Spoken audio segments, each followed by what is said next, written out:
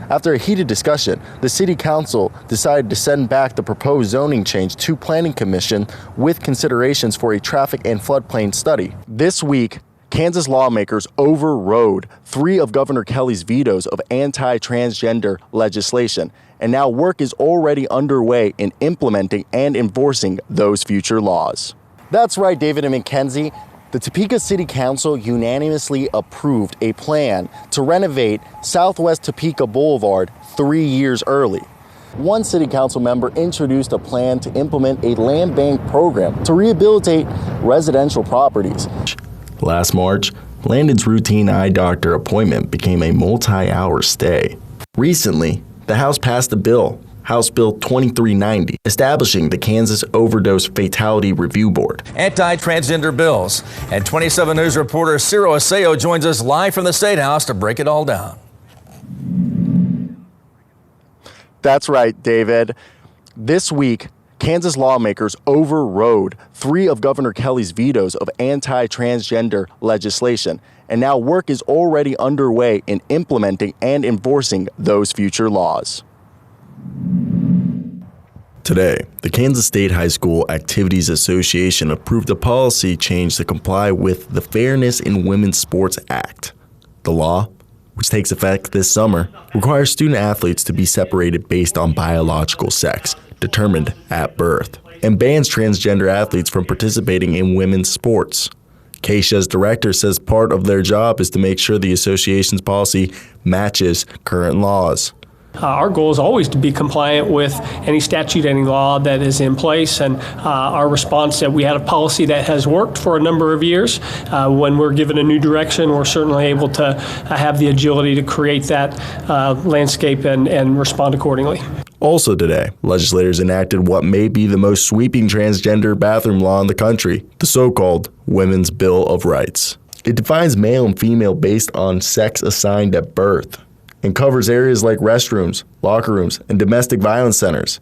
Kansas lawmakers also passed a bill that would require schools to have separate accommodations based on biological sex for overnight class trips. Opponents of these bills say they violate the rights of transgender individuals, could lead to discrimination, harassment, and may take a serious toll on their mental health. They also fear the bills could have a negative impact on Kansas' economy, as businesses and events may avoid the state in protest. Supporters of the bill, on the other hand, say these measures are necessary to protect the privacy and safety of women and girls.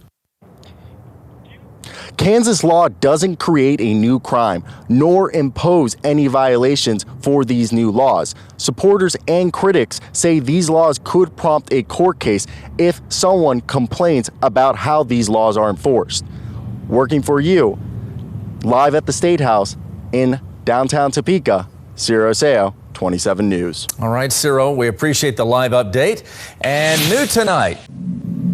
After a heated discussion, the City Council decided to send back the proposed zoning change to Planning Commission with considerations for a traffic and floodplain study.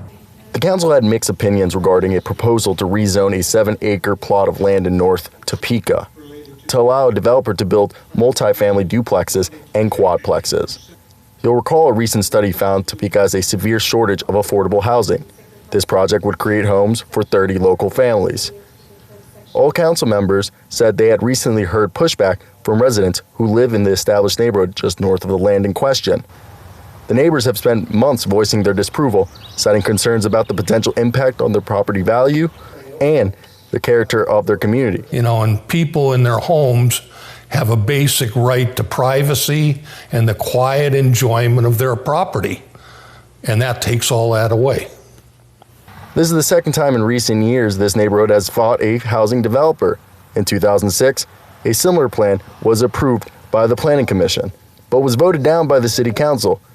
And tonight, many of those same residents were in attendance to find out what would happen this time around. Tonight's discussion led to a heated debate between 2 council members as they disagreed on the project's viability and community impact. It's been undeveloped for years, and the Planning Commission worked hard to look at whether it was developable. And for a district that is having to deal with the multitude of unsheltered and encampments and fires, and those also impact your district, The City Council eventually voted 8-2 to send it back to Planning Commission to take a second look at feasibility concerns. Afterwards, I met with the property owner who proposed the multifamily development. He voiced his displeasure with the city's handling of the process, suggesting he may take his business somewhere else in the future. Right now, I'm not impressed with the city's processes. They're not friendly to the developers at all. You know, we'll get to the point to where I won't be able to recoup what I lost, and it is because of the city's processes and systems that I'm losing money, and that I'm going to decide not to ever attempt to develop here again. For the neighbors, they tell me they've had their voices heard and hope that this project never comes to fruition. For the developer, he hopes to finish a process that has become a year-long headache. 7 News reporter Cyro Asseo joins us live from Central Topeka to explain why they've decided that now's the time to take action. That's right, David and Mackenzie. The Topeka City Council unanimously approved a plan to renovate Southwest Topeka Boulevard 3 years early. It's a stretch of road that's right in front of Stormont Vale Event Center, the capital city's biggest attraction. City engineers say that Southwest Topeka Boulevard between 15th and 21st Street is considered to be very poor and needs to be replaced sooner rather than later.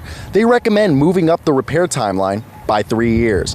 Project design will begin this year and construction will start sometime next year. It's expected to take about 2 years to complete and will be done in phases, so at least one lane of traffic in both directions could stay open, and businesses as well. District 9 Councilman Tony Emerson is on Public Works Infrastructure Committee that pushed this project to the front of the line. He tells me that the city will pay for this project with money that was originally earmarked for less pressing road repairs. We're going to spend the money instead on Topeka Boulevard right now. So anybody who's driven and knows how bad a condition right now Topeka Boulevard is from 17th to 21st. Just a lot of potholes, a lot of pavement that's in poor condition. It's needed replaced for a long time. The project was originally approved in 2016, but because of inflation, the project has doubled in cost. However, Emerson tells me because of funds from a completed project, taxpayers shouldn't feel a hit. Working for you, near Central Topeka, Cyro Asseo, 27 News.